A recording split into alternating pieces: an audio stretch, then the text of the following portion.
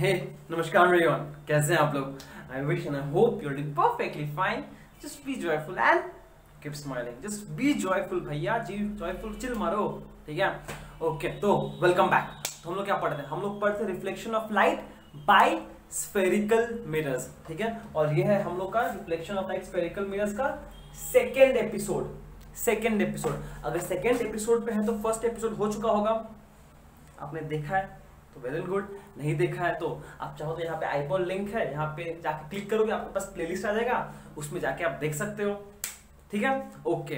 तो और नहीं देख सकते हो तो हम लोग से रिकैप्चुलेट कर लेते हैं कि पहली बार हम लोग क्या पढ़े थे. हम लोगों ने क्या पढ़ा था? हम लोगों ने बस स्फेरिकल मिरर्स क्या होता है वो इंट्रोड्यूस किया था. व्हाट इज स्फेरिकल मिरर, फिर what are different kinds of spherical mirrors, concave and convex mirrors होता है, क्या होता है वो. And then we introduced technical terms related to this spherical mirrors.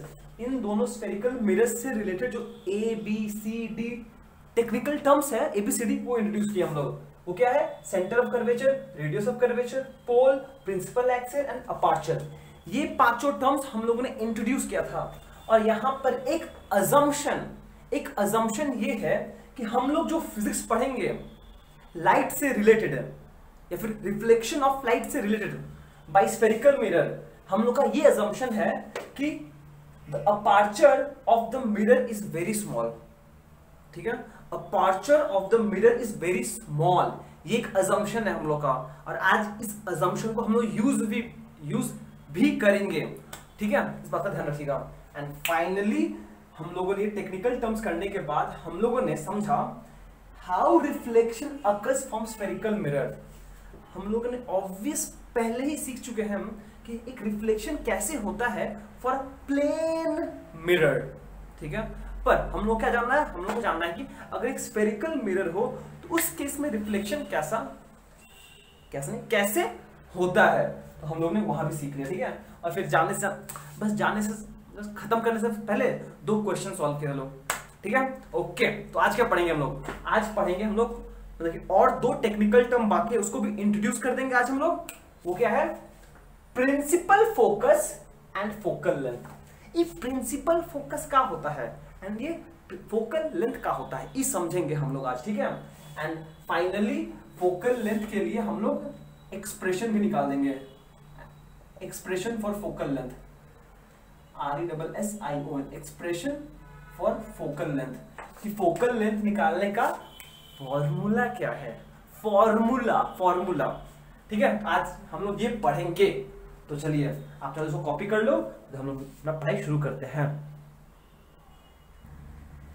Okay, तो चलिए हम लोग अपना आज का पढ़ाई शुरू करते हैं. जो है हम लोग का principal focus and focal length. Principal focus क्या होता है एंड कॉरेस्पॉन्डिंगली फोकल लेंथ क्या होता है.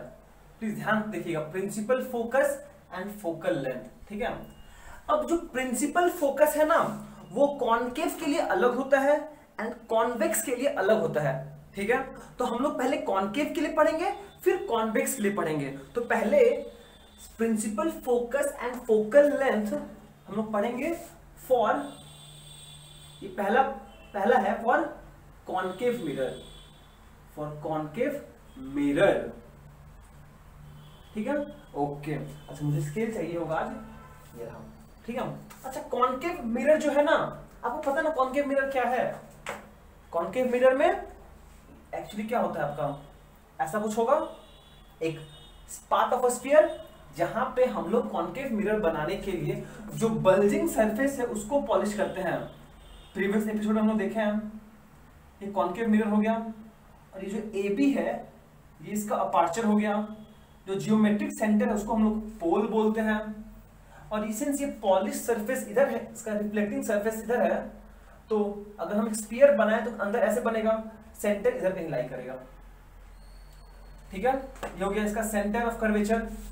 और फाइनली अगर प्रिंसिपल एक्सिस बनाना है तो आप चाहो तो ऐसे इसको ज्वाइन कर दो. ये हो गया आपका प्रिंसिपल एक्सिस. ठीक है, इतना हम लोग समझ गए. ओके, अच्छा. अब ना हम लोग क्या करेंगे ना, देखिए सीन कुछ ऐसा है. सीन कैसा है? सीन ऐसा है कि भैया एक सिचुएशन लेते हैं, और सिचुएशन कुछ ऐसा है. आपके पास रेज ऑफ लाइट इंसिडेंट हो रहा है parallel to principal axis. Please ध्यान दीजिएगा, हम रेज ऑफ लाइट इंसिडेंट करा रहे हैं पैरेलल टू प्रिंसिपल एक्सिस। ये इंपॉर्टेंट कंडीशन है कि जो रेज ऑफ लाइट आ रहा है मेरा is actually parallel to principal axis. ठीक है, एक ऊपर एक नीचे। जब आप बुक में देखोगे, कहीं भी देखोगे, आपको बहुत सारा लाइन बनाया रहेगा। ठीक है, पर हम 2 लाइन से ही काम करेंगे।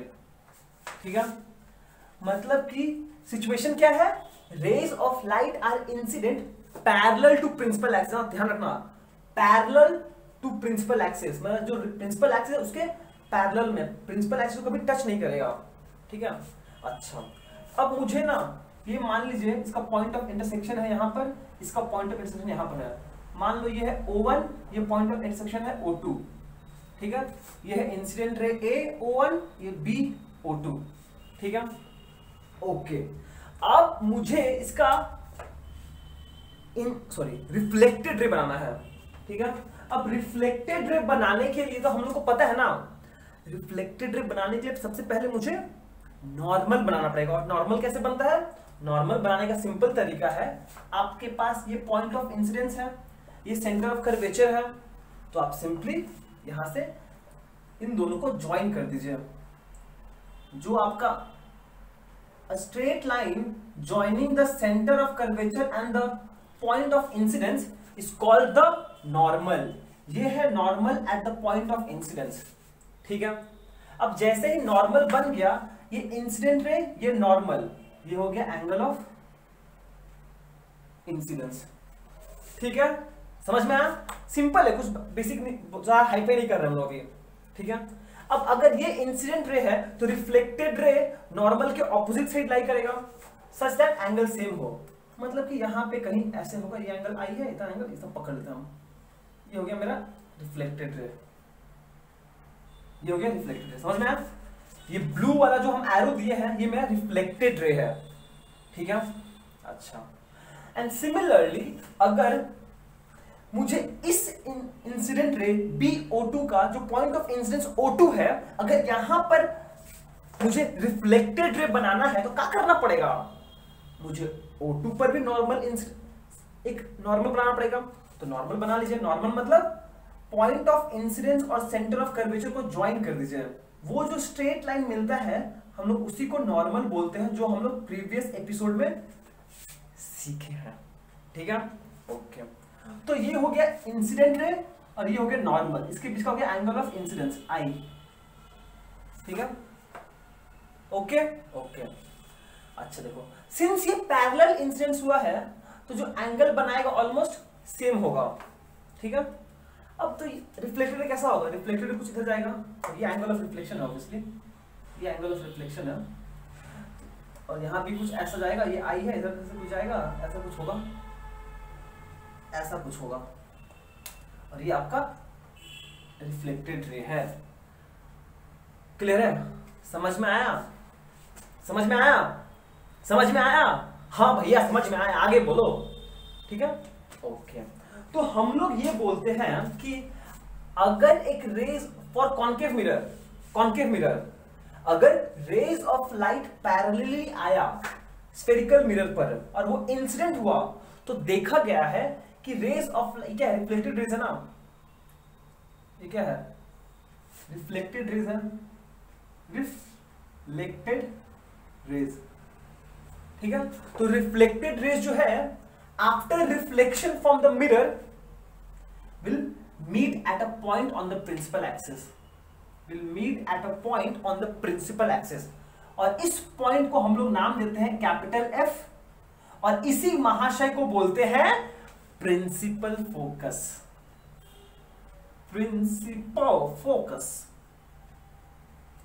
ये देखिए समझ में आया कि नहीं, प्रिंसिपल फोकस क्या है। हम यहां पर आप लोग ये डायग्राम बनाइए पहले, और फिर साथ साथ हम लोग ये भी लिख लेते हैं। प्रिंसिपल फोकस क्या है, क्या है एक्चुअली में, principal focus for a concave mirror is a point on the principal axis, on the principal axis is a point on the principal axis, principal focus, अच्छा कैपिटल F डिनोट करना पड़ेगा, principal focus capital F for a concave mirror is a point on the principal axis such that the rays of light incident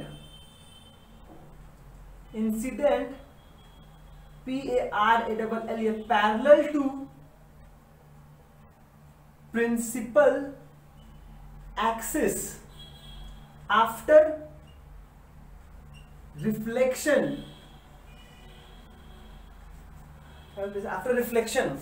from the spherical mirror actually meets or converges to that point. समझ में क्या बोल रहे हैं आप? कहानी क्या simple सा है. प्रिंसिपल फोकस एफ से डिनोट करते हैं. प्रिंसिपल फोकस को कैपिटल एफ से डिनोट करते हैं. Is a point on the principal axis, ठीक है, सच दैट जब rays of light incident parallel होता है to the principal axis, then after reflection from the spherical mirror the reflected rays actually meets at that point or converges to that point or actually meets at that point. Clear है? Simple सा है, कुछ hi fi नहीं है. and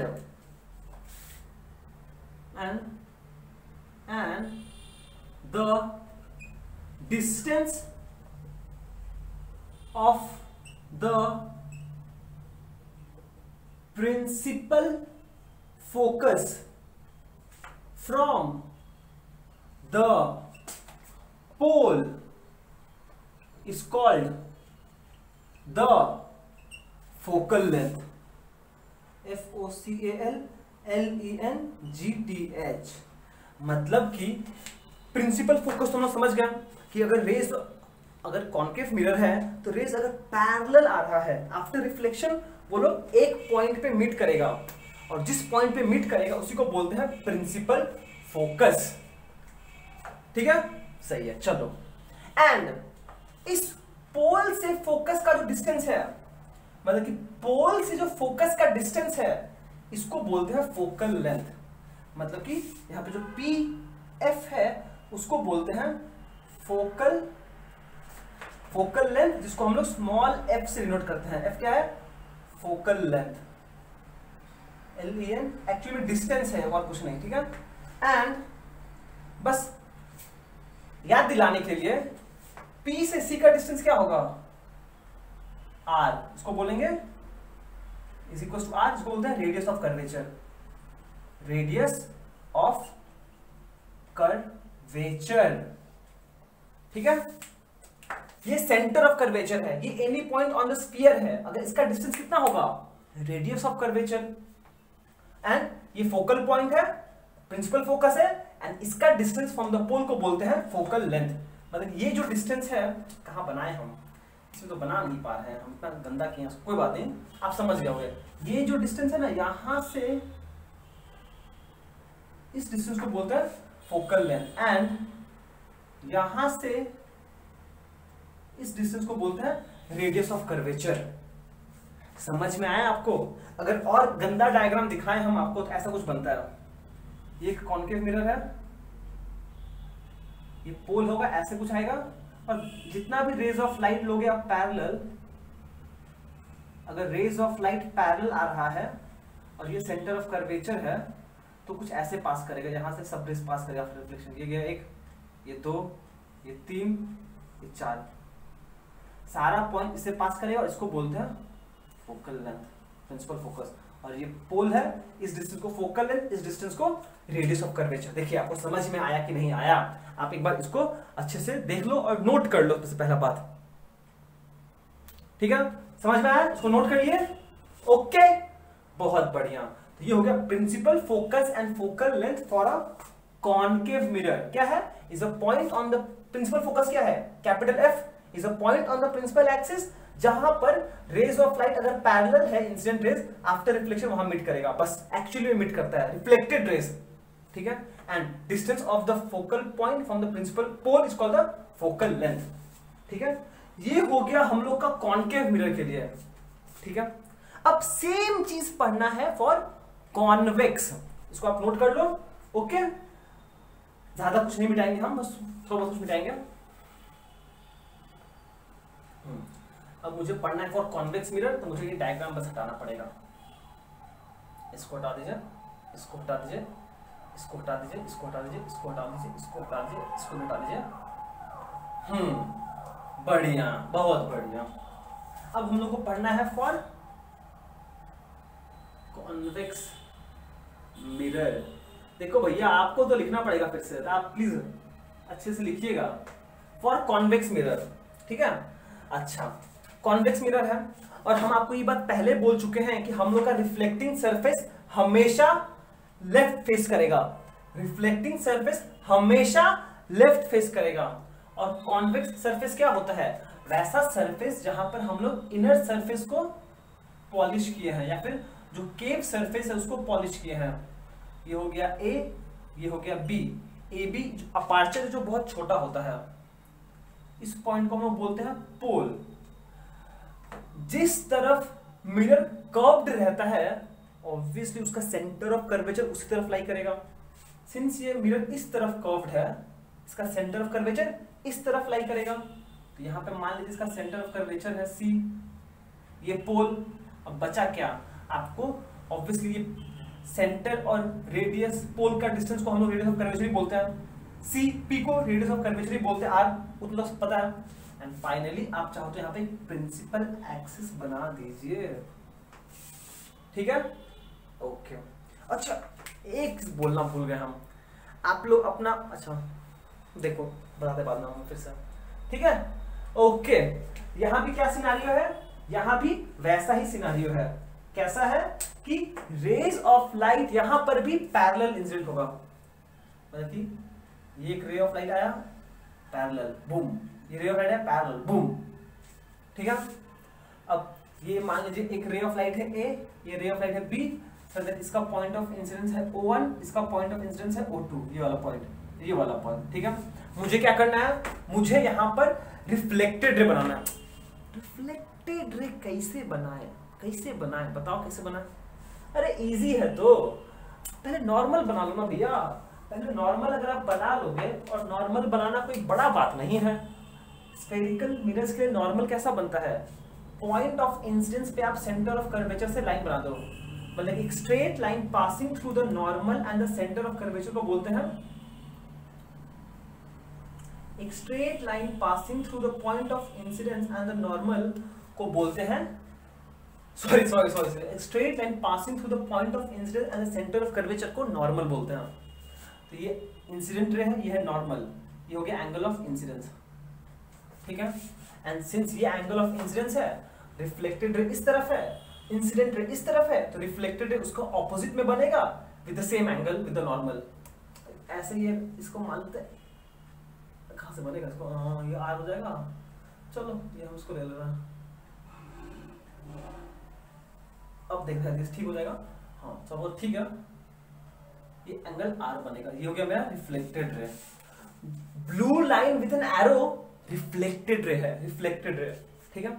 and similarly भैया यहां भी बनाओ ना रिफ्लेक्टेड रे, बनाइए आप लोग खुद से, इन दोनों को ज्वाइन कर दीजिए। अगर आप ज्वाइन कर दोगे point of incidence and centre of curvature को, तो आपको नॉर्मल मिल जाएगा।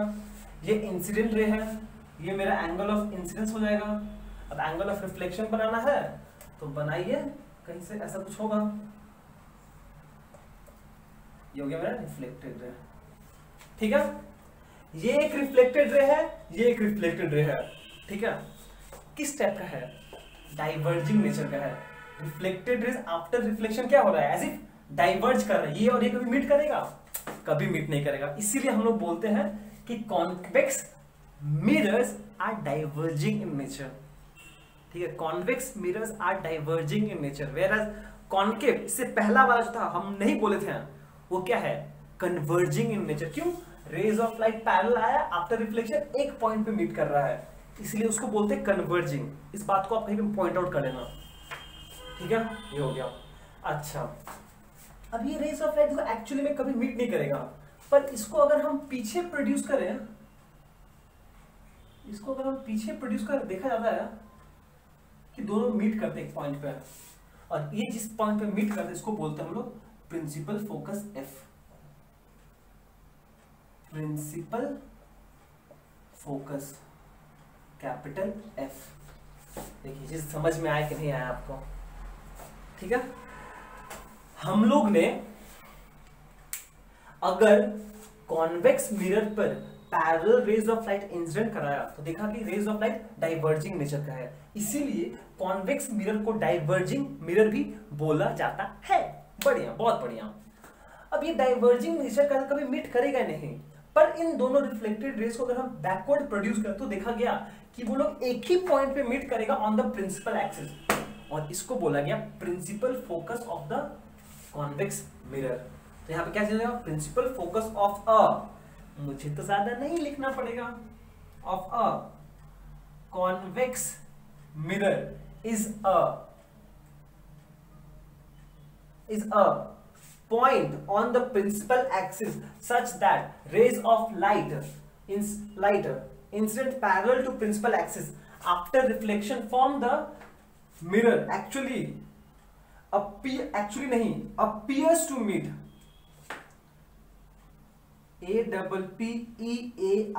appears to meet or diverge from that point, or diverge from that point, and the distance of the principal focus f from the pole is called the focal length। Same चीज यहां पर है, ये जो distance है भैया इसको बोलते हैं फोकल लेंथ, whereas ये जो डिस्टेंस यहां से लेकर सेंटर ऑफ कर्वेचर तक जाएगा इसको बोलते हैं रेडियस ऑफ कर्वेचर। समझ में आया कुछ?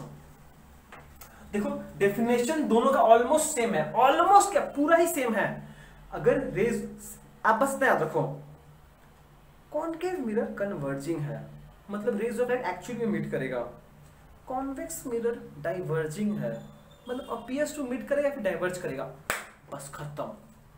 प्रिंसिपल फोकस क्या है, एक पॉइंट है ऑन द प्रिंसिपल एक्सिस जहां पर अगर रेज ऑफ लाइट पैरेलल है इंसिडेंट तो उस पॉइंट पर मीट करेगा, एक्चुअली मीट करेगा फॉर कॉन्वेक्स मिरर, पर focal point is a point on the principal axis for convex mirror जहां से रेज ऑफ लाइट डाइवर्ज करता है या फिर अपीयर्स टू मीट करेगा या फिर डाइवर्ज करेगा। अपीयर्स क्यों, क्योंकि ये तो कभी मीट नहीं कर रहा है, हम इसको पीछे प्रोड्यूस कर रहे हैं तब ने जाके मीट कर रहा है। ठीक है, अगर एक और गंदा डायग्राम हम बना दें बहुत, ये हो गया मेरा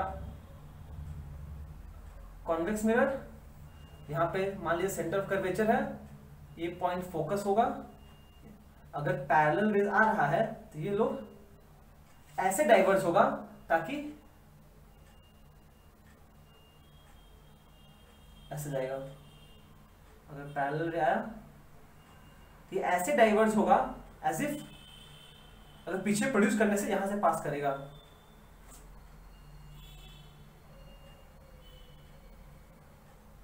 ऐसे डाइवर्ज करेगा एज इफ अगर उस रे को हम पीछे प्रोड्यूस करें तो फोकस से पास करेगा। इसको ध्यान समझिएगा, अगर रे ऑफ लाइट इंसिडेंट पैरेलल हुआ तो हम उसको ऐसे रिफ्लेक्ट करेगा ताकि एज इफ वो फोकस से पास करेगा।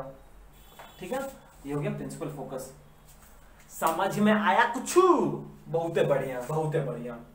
तो यहां से हम लोग समझे कि principal focus and focal length क्या होता है फॉर कॉन्केव मिरर। अभी कॉन्केव मिरर कॉन्वेक्स मिरर के लिए डेफिनेशन लिख के ऐसे समझ गए, बहुत बढ़िया। एंड फिर हम लोग ने देखा कि कुछ नहीं देखा, अब एक और चीज हम बोलने वाला है। देखिए P और F पोल से फोकल पॉइंट का प्रिंसिपल फोकस का पॉइंट बोलते हैं फोकल लेंथ एंड P से सेंटर ऑफ कर्वेचर तक का डिस्टेंस को बोलते हैं radius of curvature. And please notice कीजिएगा जो फोकल पॉइंट है वो हमेशा पोल और सेंटर ऑफ कर्वेचर के बीच में ही लाई करता है। जब इस तरफ था तो सेंटर ऑफ कर्वेचर और फोकस के बीच, पोल के बीच में लाई कर रहा था फोकस, ठीक है। इसका मतलब जो फोकल लेंथ है वो हमेशा रेडियस ऑफ कर्वेचर से छोटा होगा। यहां पे नोटिस कीजिए ना, ये फोकल लेंथ और ये रेडियस ऑफ कर्वेचर छोटा है ना। And mathematically F is equals to R by 2। ये रिलेशन याद रखना पड़ेगा आपको। मैथमेटिकली फोकल लेंथ का जो डिस्टेंस होता है वो होता है radius of curvature by 2 for, कहां लिखे हम, अच्छा वो मिटा उसको मत लिखो अभी, ठीक है। हम लोग इसको प्रूफ करेंगे अभी तब लिखेंगे, ठीक है। ये हुआ आपका, तो आप भी इसको भी कॉपी कर लो। हम लोग नेक्स्ट फेज में मूव करते हैं। तो फिर चलिए अब नेक्स्ट टॉपिक पे मूव करते हैं जहां पे हम लोग करना है expression, RESSION, expression for focal length. अरे भैया ये जो फोकल लेंथ है स्मॉल f, इसको निकालने का तरीका क्या है? अगर एक लेंस का फोकल लेंथ हम कैसे निकालेंगे तो बताओ, वो सीखेंगे हम लोग कि एक स्फेरिकल मिरर है उसका फोकल लेंथ स्मॉल f कैसे निकाल सकते हैं हम लोग, ठीक है। और इसका एक्सप्रेशन हम लोग देखेंगे कि f होगा R/2। इसका मतलब फोकल लेंथ होता है half of the radius of curvature. ये हम लोग देखेंगे कि हम लोग एक्चुअली ये प्रूफ कर देंगे अभी कि जो एक्सप्रेशन ऑफ फोकल लेंथ होता है वो होता है R/2 for a mirror of small aperture. सीधा क्लियर है? मतलब कि अगर रेडियस ऑफ कर्वेचर मान लीजिए 20 सेंटीमीटर है तो फोकल लेंथ कितना होगा? उसका आधा, 20 का आधा 12, कितना होगा? 10, ठीक है। अगर रेडियस ऑफ कर्वेचर 50 सेंटीमीटर है तो फोकल लेंथ कितना होगा? उसका आधा, 25 सेंटीमीटर। इन अदर वर्ड्स जो रेडियस है वो 2 गुना उसका है। अगर रेडियस 15 है तो अगर फोकल लेंथ 15 है तो रेडियस कितना होगा? उसका 2 गुना 30।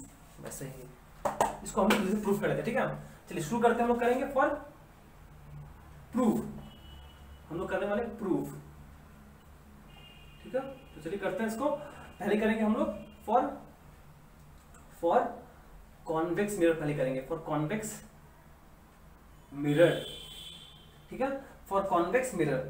तो चलिए देखिए, जब भी हम लोग लाइट में कोई प्रूफ करेंगे ना तो हम लोग को रे डायग्राम बहुत अच्छे से बनाना पड़ेगा। रे डायग्राम बहुत ज्यादा अच्छे से बनाना पड़ेगा हम लोग को। तो चलिए, कॉन्वेक्स मिरर है ना, मतलब कि बल्जिंग साइड मेरा रिफ्लेक्टिंग सरफेस होगा, ये मेरा रिफ्लेक्टिंग सरफेस होगा, और इनर साइड पॉलिश होगा, ये है पॉलिश सरफेस। बढ़िया, बहुत बढ़िया। एंड जिस तरफ सरफेस कर्व्ड होता है, ये अपर्चर है AB is the aperture, very small, ये है उसका जियोमेट्रिक सेंटर पोल। एंड जिस तरफ कर्व्ड सरफेस है उसका सेंटर ऑफ कर्वेचर को उधर लाई करेगा, ठीक है। And a line joining the pole and geometric centre को बोलते हैं प्रिंसिपल एक्सिस, ठीक है। बहुत बढ़िया। हम लोग को F डिफाइन करना है। F कब आता है? जब एक रे ऑफ लाइट पैरेलल होता है। हम चुपचाप अच्छे बच्चे की तरह एक पैरेलल रे ऑफ लाइट ले लिया, ठीक है। जैसे ही एक पैरेलल रे ऑफ लाइट इंसिडेंट हुआ तो क्या होगा? वो डाइवर्ज, कॉन्वेक्स मिरर है, क्या होगा? डाइवर्ज करेगा। कैसे डाइवर्ज करेगा? एज इफ वो फोकल पॉइंट से पास करेगा। मान लीजिए जिसका फोकल पॉइंट है F, यहां से वो पास करेगा ऐसे।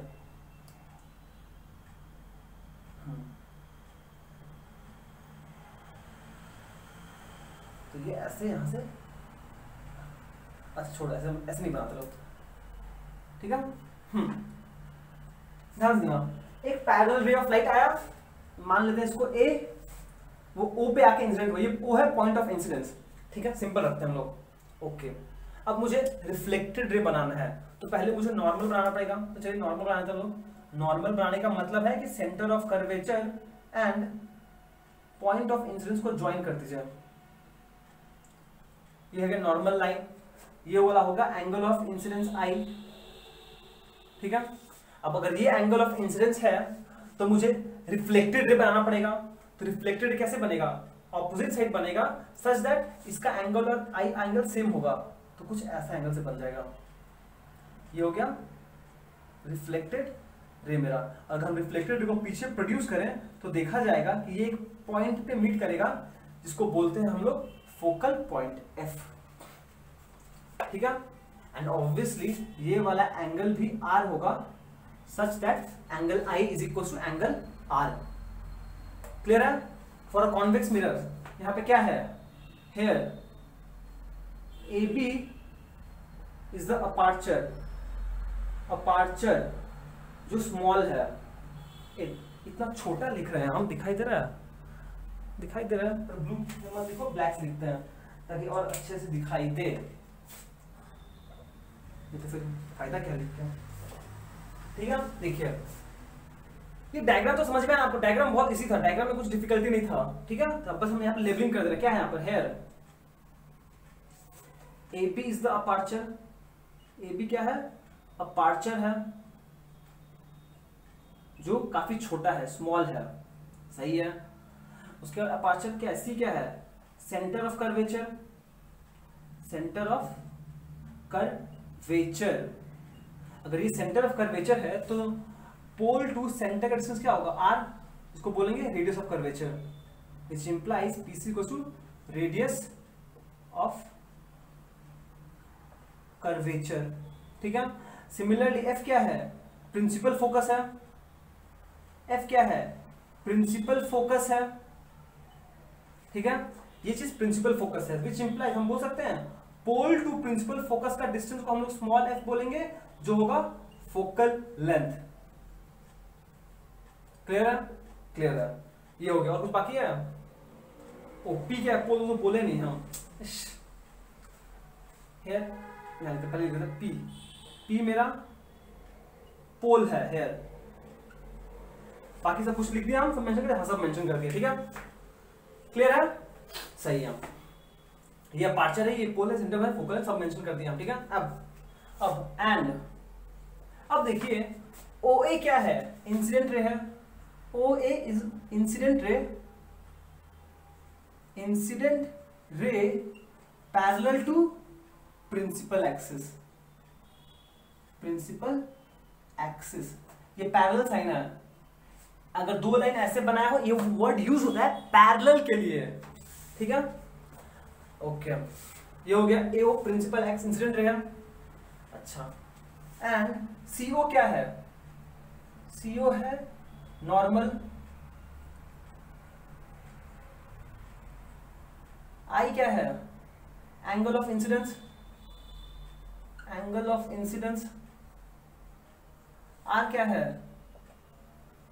Angle of reflection, and O, इसको नाम दे, इसको भी कुछ नाम दो भैया, इसको भी एक नाम दे दो, इसको नाम दे दो बी।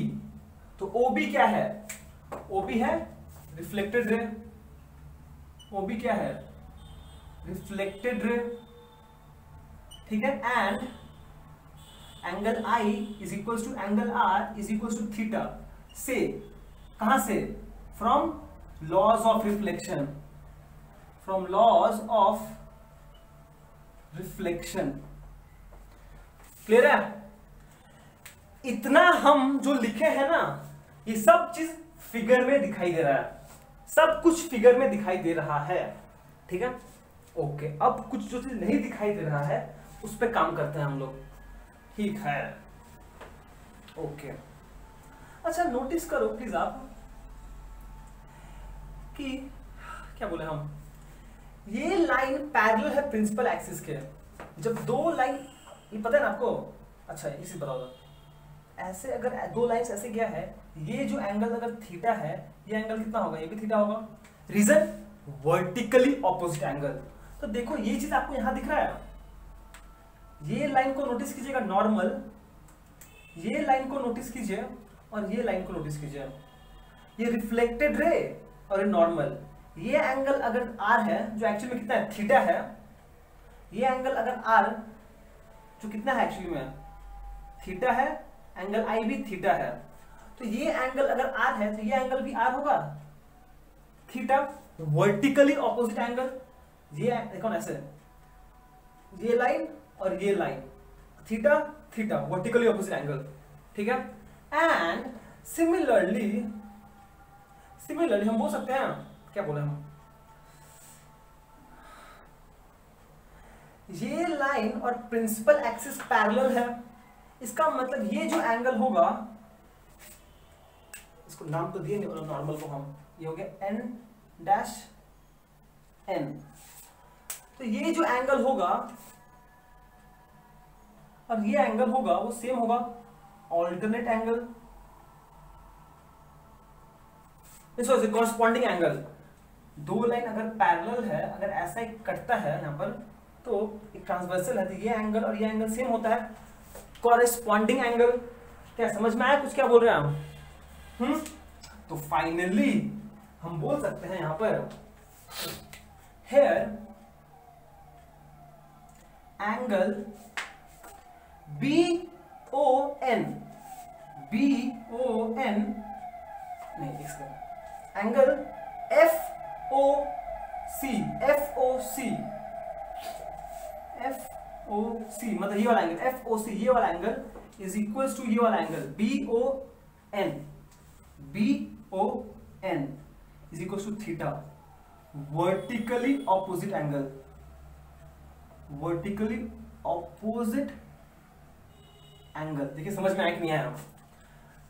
ये एंगल और ये एंगल सेम है, वर्टिकली ऑपोजिट एंगल, एंड बोल सकते हैं हम, और क्या बोल सकते हैं हम, ये वाला एंगल NO, ये वाला एंगल FCO, एंगल FCO, जिस एंगल को पिन पॉइंट करना है उस अल्फाबेट को हम लोग बीच में रखते हैं, FCO, ये एंगल इज इक्वल टू ये angle NOA is equal to theta, corresponding angle, ठीक है। ओके, मतलब कि अगर हम ये चीज आपको समझ में अगर आ गया है तो देखो ना, ये एंगल और ये एंगल अगर सेम है तो हम बोल सकते हैं that is which implies triangle OFC is an isosceles triangle. Isosceles triangle क्या होता है? ऐसा ट्रायंगल जहां पे दो एंगल्स इक्वल है उसको बोलते हैं आइसोसेलेस ट्रायंगल। अगर ये दोनों एंगल इक्वल है, इस एंगल का जो ऑपोजिट साइड्स है वो भी इक्वल होगा, मतलब सिंस ये एंगल और ये एंगल इक्वल है, विच इंप्लाइज इस एंगल का ऑपोजिट में कौन साइड है? OF,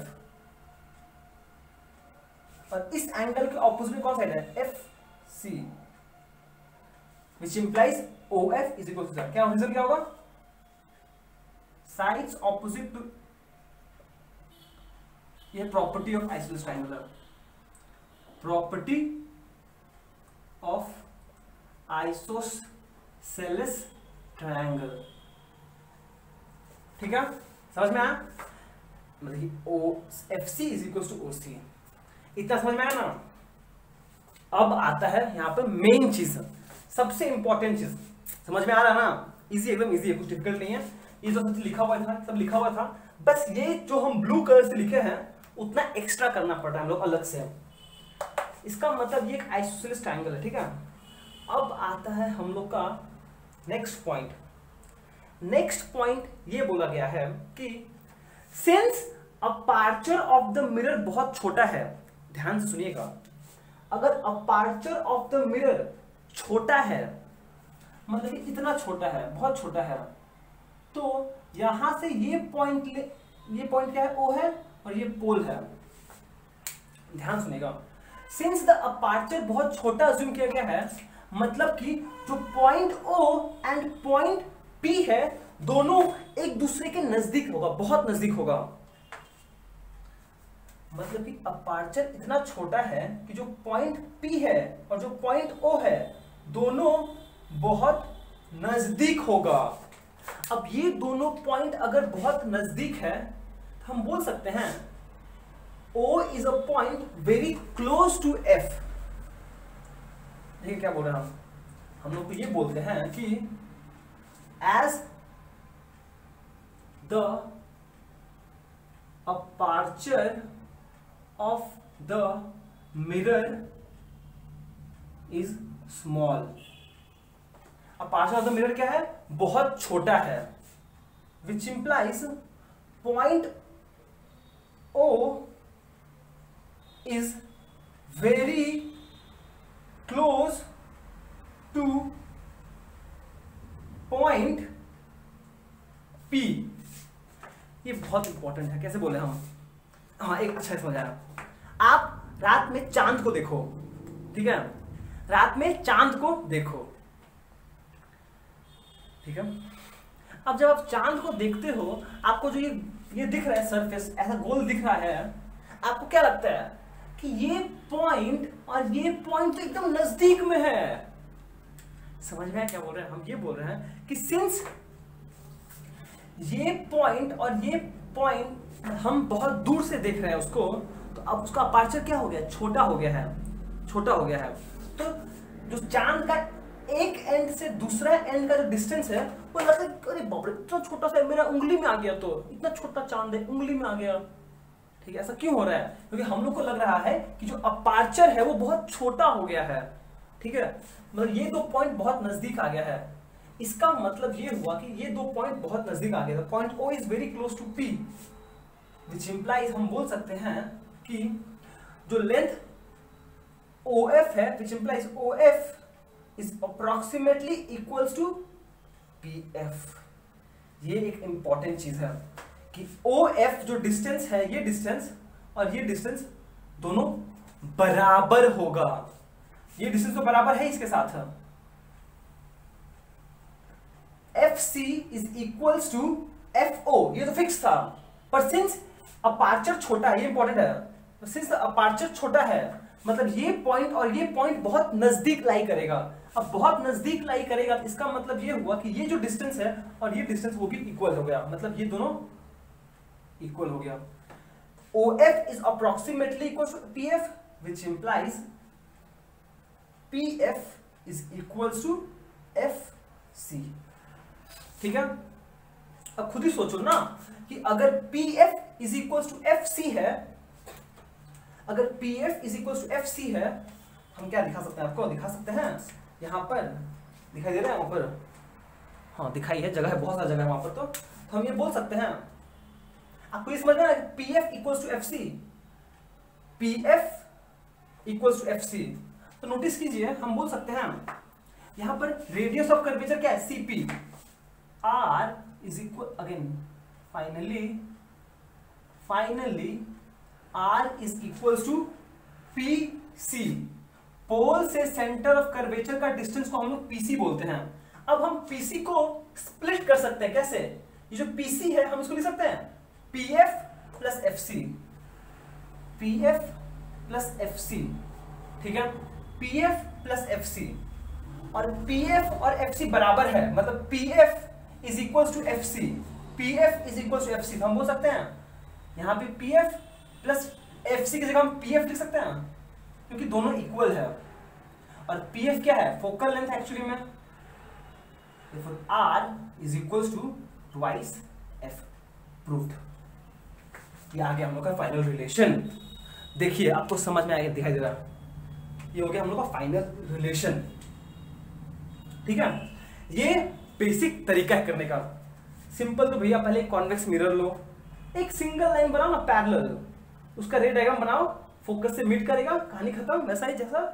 उसके बाद जो टेक्निकल टर्म्स है पहले वो लिख दो, ये सब एक्स्ट्रा चीजें लिख दो खुद से, और फिर फाइनली देखो कि एंगल ऑफ इंसिडेंस और एंगल ऑफ रिफ्लेक्शन दोनों इक्वल है, लॉस ऑफ रिफ्लेक्शन के बराबर से। एंड फिर हमने idea of vertically opposite angle and corresponding angle use कर, ये एंगल और ये एंगल इक्वल, और ये एंगल और ये एंगल इक्वल है। इसका मतलब जो ट्रायंगल OFC बनेगा वो एक आइसोसेलेस ट्रायंगल है। अगर आइसोसेलेस ट्रायंगल है तो जो दो एंगल इक्वल है उसका जो ऑपोजिट साइड है, ये साइड और ये साइड इक्वल होगा। अब आता है मेन चीज यहां पर, ये अजम्पशन कि as the aperture of the mirror is small, हम स्टार्टिंग में ही बोल रहे हैं यहाँ पे देखो, for a mirror of small aperture, ठीक है। उस केस में ये एंगल कहा गया, ये पॉइंट ओ और एफ के बीच में ज्यादा डिस्टेंस नहीं होगा, तो एकदम पास में होगा। अगर पास में होगा मतलब ये डिस्टेंस और ये डिस्टेंस सेम है, मतलब कि अरे आप मान लीजिए हम यहाँ पर खड़े हैं, ठीक है, ठीक है, और ये दो पॉइंट है ए एंड बी जो बहुत नजदीक में है। इसका मतलब मेरे से जो पॉइंट ए का डिस्टेंस होगा और मेरे से जो पॉइंट बी का डिस्टेंस होगा, दोनों तो इक्वल ही होगा ना, ऑलमोस्ट इक्वल होगा ना। तो वही अजम्पशन है हम लोग का कि सिंस ये दोनों पॉइंट बहुत नजदीक है, तो मेरा डिस्टेंस इस पॉइंट से एंड इस पॉइंट से दोनों इक्वल होगा। ये एक अजम्पशन है जो हम लोग मान के चल रहे हैं। तो फिर ये भी इक्वल होगा, अब ये इक्वल है, ये इक्वल है, तो हम लोग को पता है पूरा आर कितना होता है, ये पूरा आर है, मतलब दिस प्लस दिस आर है, ये एफ है, ये एफ है, आर इक्वल्स टू 2f, यहां से एफ हो जाएगा आर बाई 2, एक ही बात है, ठीक है। इसको आप अच्छे से नोट कर लो और समझ लो एक बार, इसको आप अच्छे से नोट करके समझ लो, ठीक है। चलो पॉज कर रहे हैं, नोट करके आप समझ लो, ठीक है। तो चलिए अब हम लोग सेम चीज करेंगे फॉर कॉनकेव मिरर, ठीक है। पर इतना लिखना नहीं पड़ेगा, मुझे नहीं लिखना पड़ेगा, आपको लिखना पड़ेगा, ठीक है। देखो ध्यान सुनना, हल्का सा चेंजेस होगा बस। सबसे पहले तो मुझे फिगर चेंज करना पड़ेगा, बस हम ये फिगर को मिटाएंगे। आप ध्यान से सुनना, बस आप अभी लिखना मत कुछ, आप पहले बस ध्यान से सुनो, फिर पॉज करके आपको सफिशिएंट टाइम मिलेगा लिखने के लिए, ठीक है। बस आप पहले सुनो एक बार, ये पार्ट हम मिटाते हैं, पहले फिगर बनाते हैं। फिगर हम लोग बनाते हैं, हम लोग करना चाहते हैं फॉर कॉनकेव मिरर, करना चाहते हैं हम लोग सेम चीज, ठीक है। देखिए कॉनकेव मिरर मतलब जो बल्जिंग सरफेस है उधर पॉलिश होगा, ये बल्जिंग सरफेस है तो पॉलिश मेरा इधर होगा, ठीक है। ये हो गया ए बी, तो फिर से इसका अपर्चर होगा, पी फिर से पोल होगा, जियोमेट्रिक सेंटर वाला पोल। सिंस कर्व्ड सरफेस इस तरफ है, कर्व्ड इस तरफ है, इस तरफ कर्व्ड है, तो ऑब्वियसली सेंटर ऑफ कर्वेचर भी इधर कहीं लाई करेगा, ठीक है। तो हम इसको ज्वाइन कर दे रहे हैं, तो ये बन जाएगा मेरा प्रिंसिपल एक्सिस, ठीक है, ठीक है। अब रे डायग्राम के नाम पर मुझे फोकल लेंथ चाहिए ना, तो मुझे प्रिंसिपल फोकस चाहिए होगा। हम एक रे ऑफ लाइट बना रहे हैं पैरेलल टू प्रिंसिपल एक्सिस, ये हो गया ray of light parallel to principal axis, ठीक है। ये अगर पैरेलल टू प्रिंसिपल एक्सिस है तो मुझे यहां पर ऑब्वियसली, ये तो मुझे पता है, सिंस ये कॉनकेव मिरर है तो नीचे तरफ बेंड करेगा, इधर बेंड करेगा, पर मुझे एग्जैक्टली नहीं पता है। तो हम क्या कर रहे हैं, हम पहले इस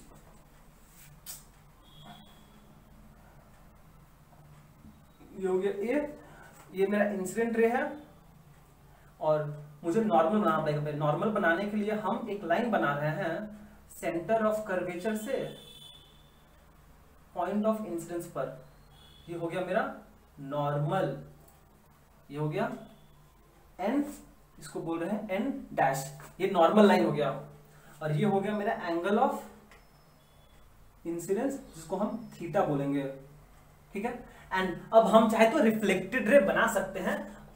रिफ्लेक्टेड कहां होता है, on the opposite side of the mirror, sorry on the opposite side of the normal, incline at same angle to the normal, यहां पे कुछ सेम एंगल पे इंक्लाइन होगा, और ये हो गया मेरा रिफ्लेक्टेड रे, ठीक है। और ये एंगल होगा एंगल ऑफ रिफ्लेक्शन आर, जो वो भी थीटा होगा, ठीक है। मतलब हम इसको थीटा लिख दे रहे हैं, ये एंगल ऑफ इंसिडेंस, अरे यार छत आई, इसको थीटा बोल रहे हैं और ये भी थीटा ही बोल रहे, चलो ठीक है, लिख दो। अरे यार इसका ना मोटा हो गया बहुत, थीटा हो गया ये भी, ठीक है।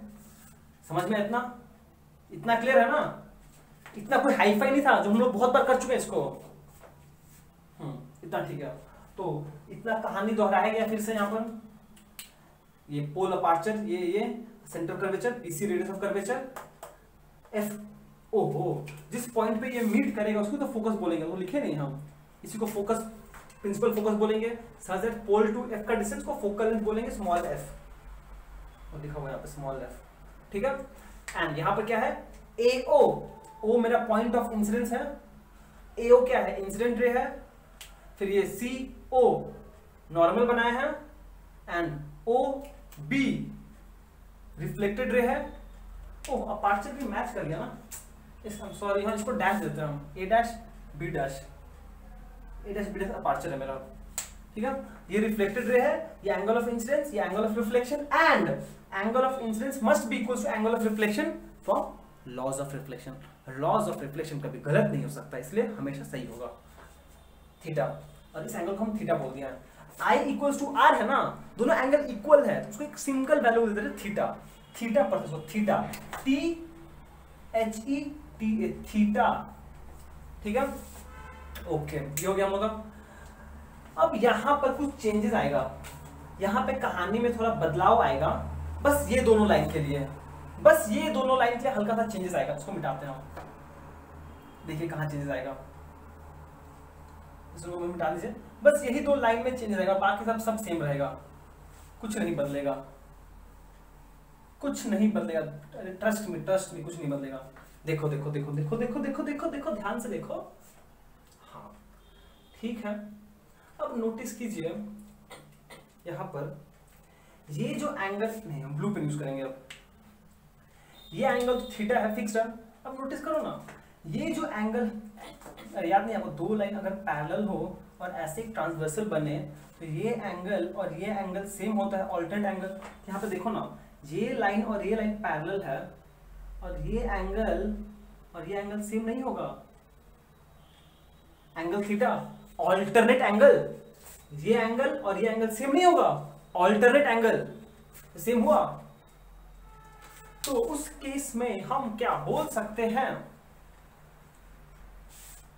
तो हम क्या बोल सकते हैं यहां पर एक ही लाइन में कि here angle OCF, angle OCF is equals to angle OCF is equals to angle AOC। Reason क्या होगा, रीजन होगा ऑल्टरनेट एंगल। बहुत हो गया, इतना नहीं बोल पाएंगे हम, ठीक है। ऑल्टरनेट एंगल, ये हो गया ऑल्टरनेट एंगल, तो बस हो गया। तो यहां पे तो ये ऑलरेडी थीटा ही है, तो यहां से हम बोल सकते हैं triangle OCF is an isosceles triangle. क्यों, अगर एक ट्रायंगल का दो एंगल्स इक्वल हो उसको तो आइसोसेलेस ट्रायंगल ही तो बोलते हैं, डेफिनेशन। एंड जो एंगल्स इक्वल होता है उसका जो कॉरेस्पॉन्डिंग साइड, ऑपोजिट साइड्स होता है वो भी इक्वल होता है। का बबुआ कैसे बताएं हम, ये मान लीजिए ABC है एंड ये एंगल और ये एंगल इक्वल है, थीटा थीटा, इसका मतलब क्या हुआ, इस एंगल के ऑपोजिट साइड है AB एंड इस एंगल के ऑपोजिट साइड है AC, तो फिर AB must be equals to AC। Property of isosceles triangle ma'am, fine we did this. तो इस केस में फिर से वही प्रॉपर्टी ऑफ आइसोसेलेस ट्रायंगल, अब फिर से वही कहानी, as the aperture of the mirror is small the point O and P will lie very close to each other। समझाए हैं कि सिंस हम अगर यहाँ पे खड़े हों भैया, और ये एक पॉइंट है, ये एक पॉइंट है, और ये दोनों बहुत नजदीक है, बहुत ज्यादा नजदीक है। नजदीक क्यों है, क्योंकि अब इस मिरर का अपर्चर बहुत छोटा है, अपर्चर बहुत छोटा, बहुत ही छोटा है भैया, क्या करें अब, मान लो ना। तो मिरर डिस्टेंस इस पॉइंट से इसका एंड इस पॉइंट से इसका, दोनों तो ऑलमोस्ट बराबर ही होगा ना। तो सिंस ये डिस्टेंस नजदीक है, मतलब कि FO is equal to FP, OF is equal to PF, ये डिस्टेंस और ये डिस्टेंस सेम है। सिंस ये डिस्टेंस और ये डिस्टेंस सेम है बाय आइसोसेलेस ट्रायंगल, एंड देख रहे हैं कि अपर्चर स्मॉल है, ये दो डिस्टेंस सेम हो जाएगा, ये डिस्टेंस सेम हो गया, फिर से सेम, और फाइनली फिर से हम वही बढ़ा दिया। थैंक यू, समझ में आया कुछ। कॉन्केव मिरर के लिए भी वही रिजल्ट, कॉन्वेक्स मिरर के लिए भी वही रिजल्ट, बस कहानी सब सेम है, बस डायग्राम चेंज होगा और ये दो लाइन चेंज होगा यहां पर, और क्या। अगर डिराइवेशन पूछा ना, एकदम इजी है, कुछ नहीं है, बस यही लिखना पड़ेगा, ठीक है। बस ये दो लाइन चेंज कर देना, डायग्राम आपको ना फिगर आना चाहिए, फिगर समझ में आना चाहिए। बस मेन मुद्दा ये है कि आपको ये जो ट्रायंगल बनेगा CFO, point of incidence focal principal focus and centre curvature, उसको आइसोसेलेस ट्रायंगल प्रूव करना है। एंड फिर सिंस अपार्चर छोटे दोनों बहुत नजदीक है, सेम कहानी, ठीक है। देख लो, पॉज करके आप इसको अच्छे से देख लीजिए, ठीक है। ओके चलो आप पॉज कर लो, हम इसको मिटा रहे हैं। सॉरी, आप इसको नोट कर लो, हम इसको मिटा रहे हैं। तो फाइनली हम लोग को एक्सप्रेशन ऑफ फोकल लेंथ के नाम पर मिला कि radius of curvature is equal to twice the focal length, which implies focal length will be equal to half the radius of curvature. एक ही बात है, आप ये रिलेशन याद रखिए या फिर ये रिलेशन याद रखिए, कोई भी, पर ये रिलेशन याद रखना आपको बहुत जरूरी है, बहुत ज्यादा जरूरी है, ठीक है। और हम लोग अभी एक दो न्यूमेरिकल्स करने वाले हैं, बस न्यूमेरिकल्स करेंगे। उसके लिए आपको ये चीज ध्यान रखना, प्लीज रिमेंबर दिस। अभी के लिए आप बस याद कर लो, रिमेंबर दिस। हम नेक्स्ट या फिर मतलब कि बाद में हम समझाएंगे क्यों होता है ऐसे, ठीक है। फॉर कॉन्वेक्स मिरर, जो रेडियस ऑफ कर्वेचर है एंड फोकल लेंथ है, ये होता है हैज पॉजिटिव वैल्यू, ठीक है। And for concave mirror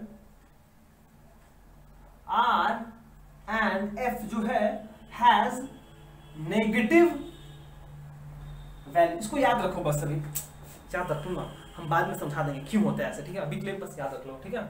okay, तो चलिए क्वेश्चन पूछा जा रहा है आपसे, सिंपल सा क्वेश्चन है। फॉर क्वेश्चन, सिंपल सा क्वेश्चन है, for a spherical mirror if the R is equals to minus 30 centimeter, find the focal length. Find the focal length and what is the nature of